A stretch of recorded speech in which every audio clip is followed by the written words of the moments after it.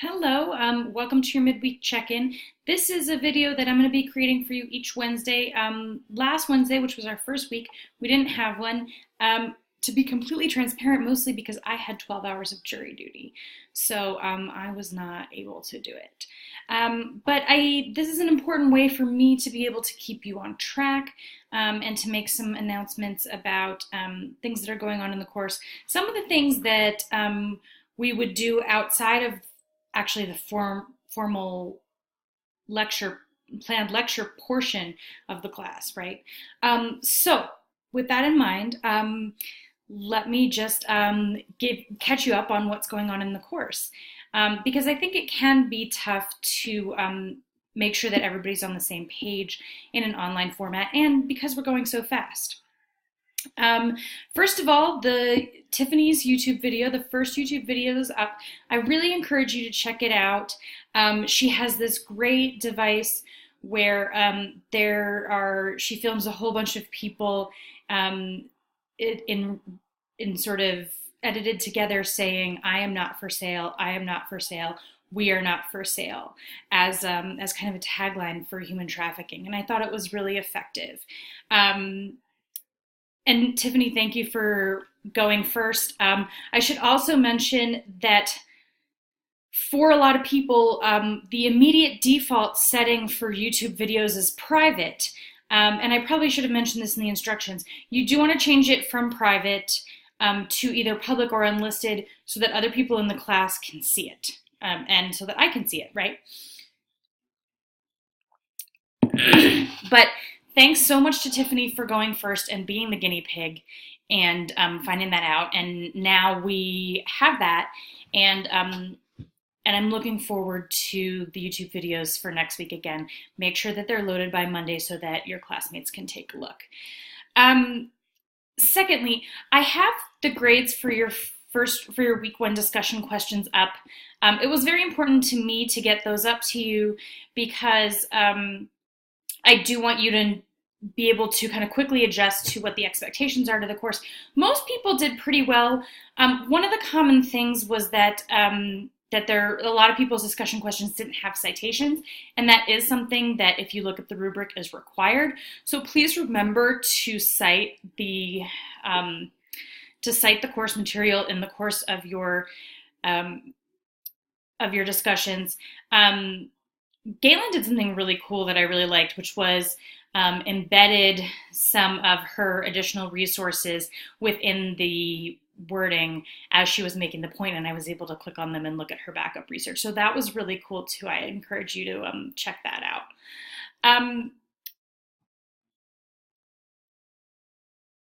Now,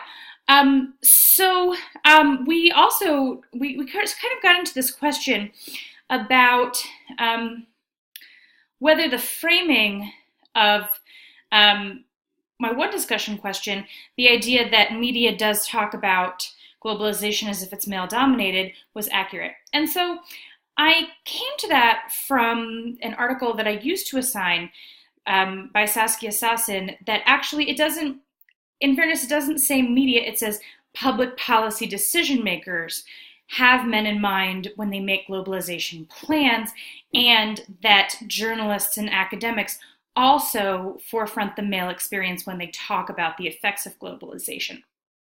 And so I was translating from that into my observations that that's also our political discourse.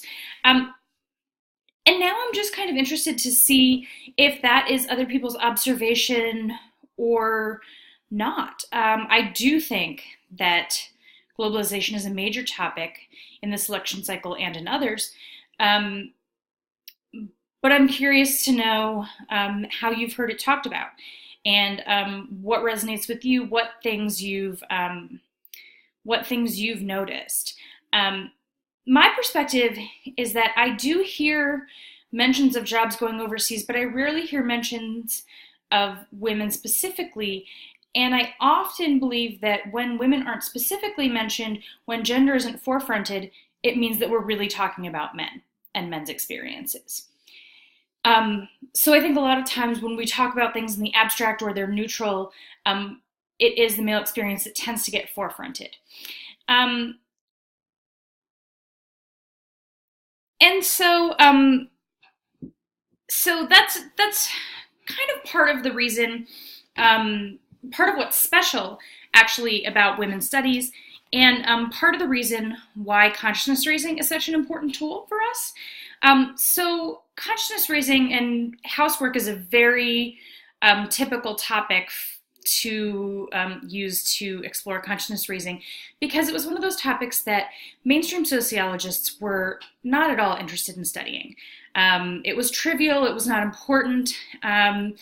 The radical Marxist economists sort of, they were really interested in the problem of exploitation and in the historical conflict between labor and management.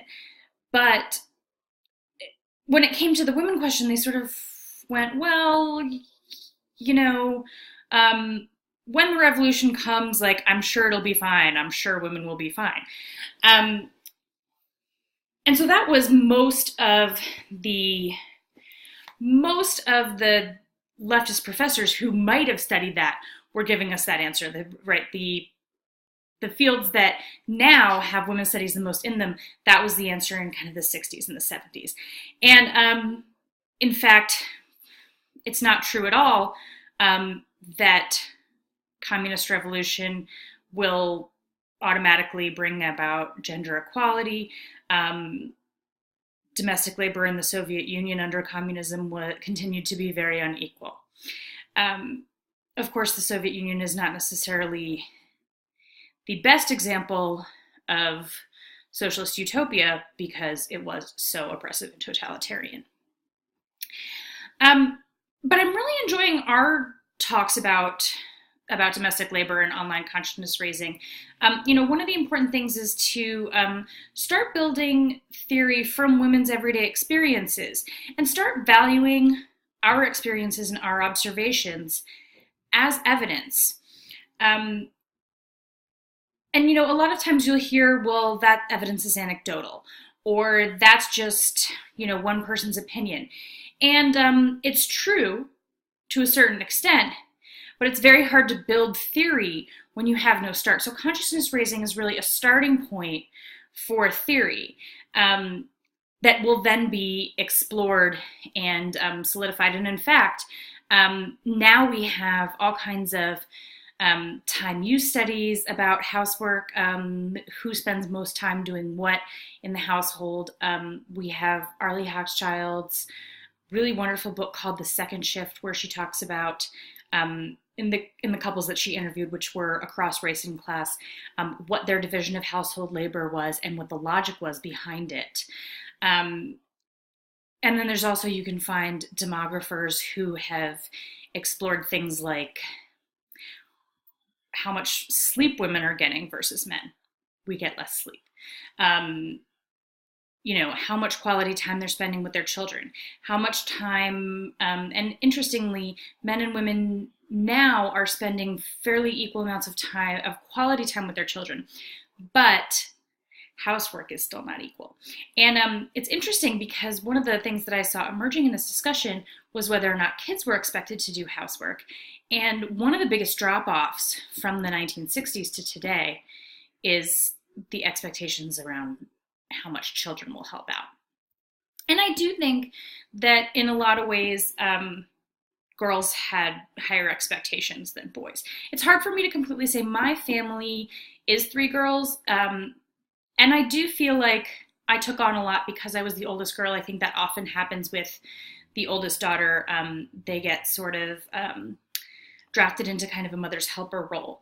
So I don't know what it would have been like with a boy, but I'm really curious to hear from people who have,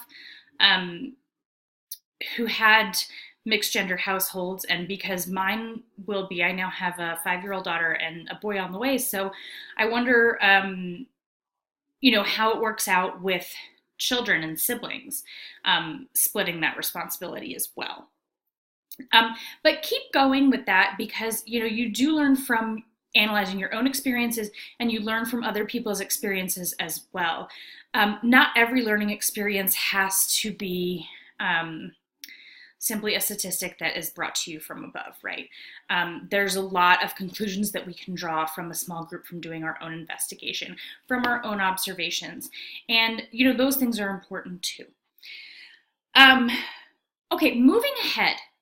I do want to make sure that I sort of said that we needed to get into groups for experimenting with activism, and I've seen that start a little bit, but I don't see everybody completely working towards that.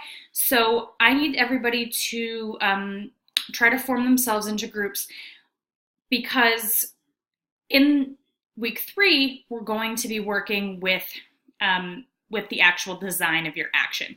So I know that a couple of people were talking about working on rape on college campuses. A couple of people were talking about working on the pay gap. If you have a group and you're ready, please contact me. Let me know, hey, we're a group, we're ready to go. And if you are not able to find a group, I'm going to assign the unassigned people by Monday, okay, so that you can get started on that action planning piece. Now, again, we're moving very fast, so I also want to just have you keep in mind your YouTube video is probably coming up pretty soon, and your midterm is 2 weeks away. So if you haven't already, please do read the guidelines for the midterms. A lot of times it's easier to have that in the back of your mind and start taking notes and making an outline as you go through the readings. That way you're prepared when you get to the midterm and you just need to sort of finesse the edges. You're already in that frame of mind. So I really recommend starting to think about that. And overall, I've been really impressed. You all are extremely engaged, have been challenging me to think about issues in new ways. And I hope that you are enjoying the beginning of this class as much as I am. Any questions, hit me up in the cafe, and other than that, I will see you around on the discussion boards.